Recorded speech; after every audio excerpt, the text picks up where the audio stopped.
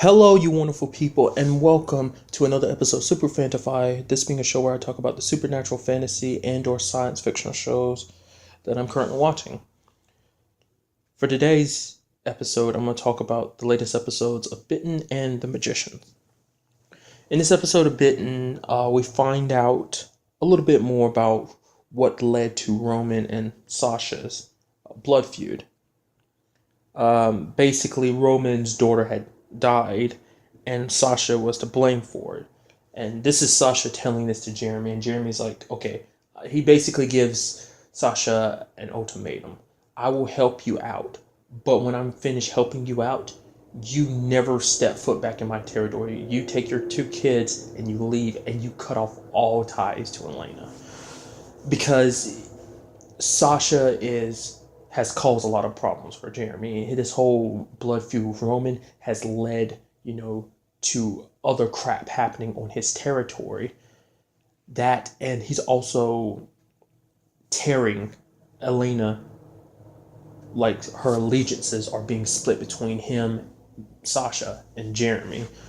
So Jeremy doesn't like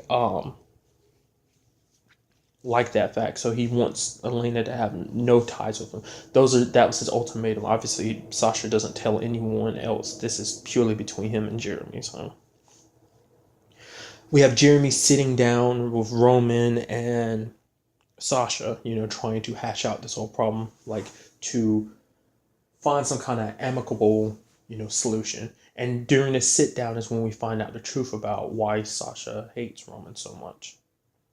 Why the other way around, why Roman hates Sasha so much, why that blood feud exists. I said earlier that it was because of his daughter, and that's true, that Roman blames Sasha for her dying. But it's not that Sasha killed her. You end up finding out that Roman's actually the one who killed her because Sasha showed her what he really is. And as you know, in this universe, in the Bitten world, werewolves have to kill humans who find out their secrets. Like, it's a rule that humans aren't supposed to know. Sasha thought he'd get some sympathy from Jeremy. He's like, you understand, right? You wouldn't do that. But Jeremy's like, no, Roman did the right thing. It's just humans aren't allowed to know the truth. And that whole story ends up revealing to you that Elena is the daughter of Roman's daughter. So in a sense, not in a sense, basically Elena is Roman's granddaughter. Then you have Alexei and Katya, Sasha's kids, kind of dealing with different things. Katya is trying to decide, she's talking to Nick and she's wondering what life there is for her when it's all said and done, because her brother Alexei needs to be around other werewolves so that he can, learn how to control everything, and her dad is going to want to stay nearby Elena. So she's like, where do I fit in all this? Like, am I gonna stay in this small town? Like, what is there for me here? It's just like, what kind of life would I have? She's like, I could go off somewhere else. But Nick is like, truth be told, he doesn't know that basically all that's going to have to come down to Jeremy and decide what they do about her. And you have Alexei just kind of, so close to his first change. He's so, full of himself. He's just so quick to try and prove himself. He was talking to Katya, and Katya was like, we should just stay here and let this whole thing with Roman play out. And so, Alexei's like, no, I should do what I need to do. It's my life on the line. I'm not just going to sit on the sidelines and let other people decide what to do with my life, So, which at the moment that happened, I was like, this little turd is going to cause some trouble, isn't he? And in fact, he does later on. He shows up at the meeting where Roman and Sasha obviously are, and ends up causing problems because he goes to his first change there. All while he's there about to change, you have the whole situation between Roman and Sasha coming to a head. Because originally, Jeremy was like, okay, you're having trouble, uniting all the wolves in Russia. Because some of the packs there won't fall in line underneath you as their alpha, because he's not only run the Russian wolves by fear, he's also run them by money, and he's like, income isn't what it needs to be to pay for their loyalty. And Jeremy offers to get him counterfeit money. What is that?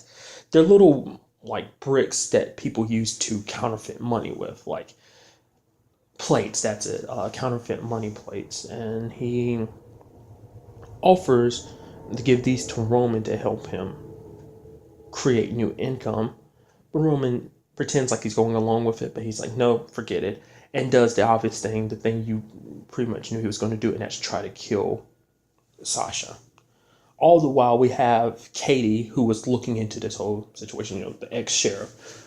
I knew ahead of time when she first popped back up this season, I was like, yep, she's going to lead to some problems later on, isn't she?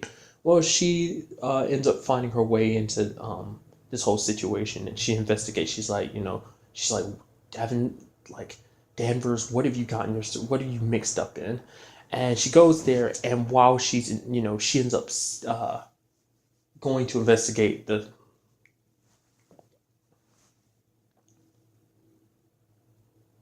little fight going on between Roman and Sasha. And while she's going upstairs, she sees Alexei change, and she goes in the room where they are. And when she turns the corner, Roman cut her leg, and she started bleeding heavily, and he runs away. Jeremy kind of patches her up, but she kind of got knocked unconscious during the whole struggle. So Jeremy now has to decide what to do with her. At first he has to find out what she saw. Nick leaves the manor with Katya because, now that Roman's on the loose, he's going to definitely be coming after them. There was a whole situation where Elena was talking to Constantine. Constantine was like, constantly like, bringing up the whole family thing, and Elena was revealing the fact that I'm an orphan. I didn't really know my family too well. They were doctors and stuff like this. And then, Constantine kind of opens up about, the cruelty of his dad, that the fact is his dad's a very cruel person, and kind of like one incident where his dad stabbed his hand to a table and basically made him sit there basically sit there to starve, basically. And he's basically saying that's why his dad is always ruled as the alpha, because of the way he is. But he also starts pushing that whole family angle more and more on Elena, like, oh, why is it that someone like you, you being the only woman to ever survive the bite, why is Elena so special? And then he starts piecing it together. He's like, then your family must have been you must have wolves as as family members. And she's like, no, my parents were human. But then, through continued conversation, he ends up piecing it together. It's like, oh, you're actually Sasha's daughter, meaning that basically she's his niece too. So not only does she have Sasha's blood, she also has Roman's blood, but because she has Sasha's blood, it means she has to die. And later on, when Roman had gotten away, Constantine had met up with him near the end of the episode, and he says he finally found, and he tells Roman, like, I finally know the reason why Elena and Sasha are connected, the connection between them. We don't hear him reveal it to him, but we can only assume he tells her. Not like, I don't know. Part of me was hoping he'd keep that information to himself just because he like despises his dad's cruelty and just wanting to hold something like back from him, but that doesn't seem to be the case. Then we also find out Clay went to track down Alexei and ends up finding him. He's in the woods. He reverted back to human, but he's got blood all over him, like in his mouth and on his hands. Alexei kind of got seduced by like the adrenaline of being in a wolf. He's talking about, I felt like I just had to hunt. It was like an urge that I had to hunt. And Clay smells his hands. It's like, Alexei, that's human blood. Who did you kill? But he doesn't remember. So we're gonna have to deal with that next episode. It's like, like I said, I knew the kid would screw up, and he makes matters worse. He screwed up on two fronts. He transformed in front of a human, and he possibly killed someone, and they have no idea who the person is he killed, and like where the body is.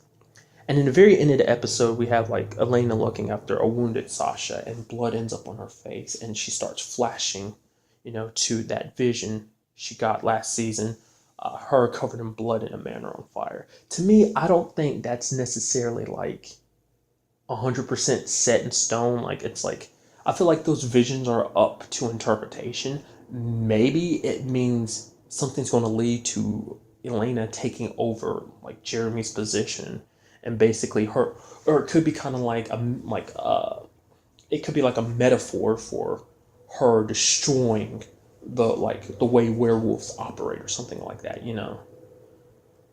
Maybe she ends up taking a powerful position later on, like I said, maybe Jeremy's position, and she ends up destroying what wolves have had as a tradition for years and years. Something like that. I don't know. We'll just have to keep watching to find out. Now, moving on to this week's episode of The Magicians, we have Alice and Quentin trying to figure out their relationship, finding out what's them and what's just the potion that their teacher gave them last week, apparently. And I love the conversations, like, because she's like, Quentin's like, okay, the first time might have been the potion or whatever, but what about the next 4 times? And then Alex is like, you were counting? Quentin's like, of course I was. I really like that. And we have that twisted little scene with Mike and the rabbit where he like kills a rabbit and he's like pulling the knife out of it. That was pretty sick. I felt so bad for the bunny. I was like, oh, poor. Like, the moment he picked up the bunny and held it in his hand, started tilting, it sounds like he's about to kill this bunny, isn't it? I was like, personally, I thought he was just going to simply snap its neck. He just like kind of squished it and then like ripped its head off, went inside of its body and pulled out a knife. It was pretty nasty. Something else I really liked in this episode was Penny hitting on his teacher. He's like, oh, he offers, like, you teach me some, teach me, and I'll pay you back by traveling, using his traveler ability, around with you. She's like, we can go off somewhere. I can teach you a few things, sexual things, obviously. You couldn't see it, but I was throwing up quotation marks. One who's like teaching you some things. It would have been funnier if you saw it. But, I love the look on her face. She was like, you should just get back to class. It's like she could barely control herself. She was almost swooped away. And we also have Julia meeting up with, she's in rehab, and there in rehab she meets, Marina comes to visit her. And Marina, I don't know, I keep bouncing between them. Marina shows up and is like, I won't come after you if you won't come after me. You mess around and decide to come after me, then I will brutally, brutally murder you. And in the same rehab, Julia also meets another magician. At the time she didn't know he was a magician, but then he reveals himself to be one because he realized from her tattoos that she was a hedge witch. And he has a very interesting perspective on magic. He's like, basically magic is leftover tools by not just God, the multitude of gods that exist, basically left magic as a tool for people. And, gods don't make mistakes. So they left magic to be accessible by humans for a reason. So it's kind of it was a very interesting perspective on it. The dude's name was Richard that Julia met. We also have the dean, finally taking off those gloves he's had to kind of help his hands recover, and he's been trying to relearn, doing magic, which, like, I don't know if I've ever brought this up in these before. I love the fact that magic is done with hand signs. I know it's geeky and nerdy, but it kind of reminds me of Naruto. Naruto, you have to do hand signs to do jutsus. I'd never seen having to do hand signs to do magic. It never crossed my mind that was a thing, so I think that's really interesting. We also have Eliot opening up a little bit to Mike. We end up finding out that Eliot's not the kind of rich, suave person he pretends to be. He's not from like a rich background. His family, particularly his parents, are actually farmers in Indiana. He's always like, people just always assumed he was kind of rich, so he kind of went along with it. That he comes from some prestigious background. The only person that knows the truth, well, Mike now, but prior to that, it was like Margot. She's the only other person that knows.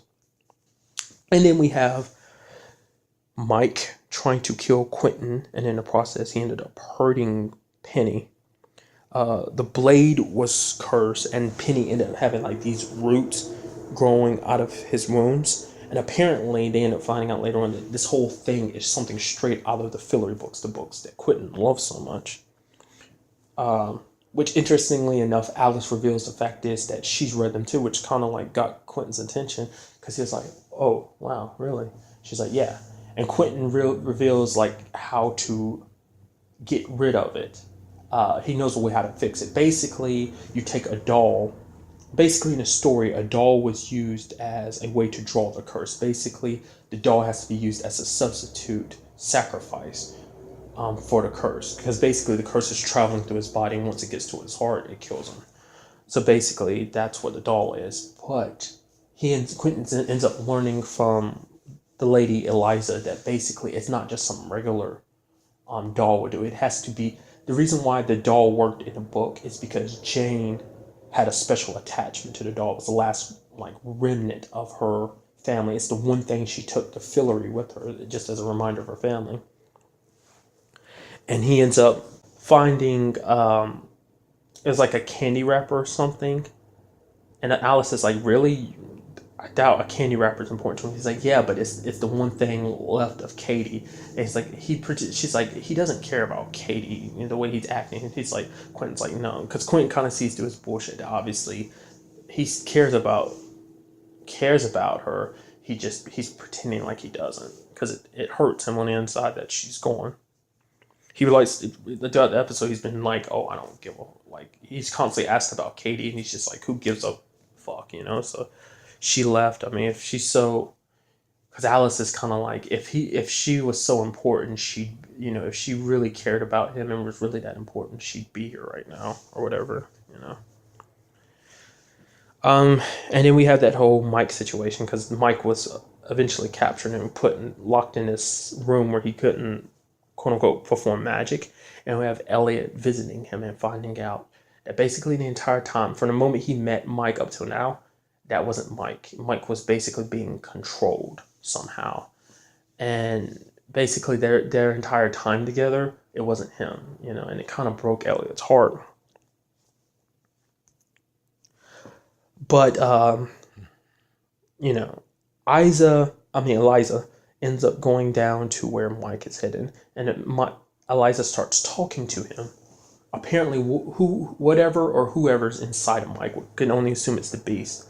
Eliza knows who it is and starts talking to them. And basically the Beast said, like, the person said, like, "I could leave at any time. The only reason why I haven't left now is because I was waiting for you." Attacks her and, like, sadly kills her. I was hoping someone would get to her in time, but nope.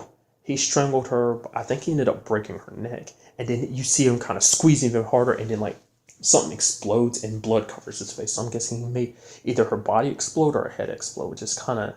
It's sad to think about her dying like that. She seemed like she'd be someone that's around. She'd be around a lot longer. I don't know. She seemed important. I mean, she actually was important because even Quentin brings it up later on. That is like, without her, like, you know, Eliza's the only one that knew what to do. Which I'm totally skipping over the fact is that Eliot kind of saved the day because the Dean was trying to perform magic, but he tried, but he wasn't strong enough to hold him back and kind of got knocked out. And then Eliot killed Mike when he wasn't paying attention to him, and it just, you see the tears in Eliot's eye, just how much it hurt to do what he had to do. But like I said, Quentin was talking to the Dean about the association, like, what do we do? Eliza was the only one that could give me answers. And then the Dean was like, there are no answers, Quentin. We have no idea what we're going to do. Only thing that we can do is possibly wait for the Beast to come and to brutally and savagely murder each and every one of us here and destroy everything we're building. Essentially saying, we're totally fucked. So, it'll be interesting to see where this whole thing goes from here. So, but that's about all I really want to say for this episode. Like always, till the next time we meet, be happy, be safe, live life to the fullest, and enjoy it. Good day and goodbye.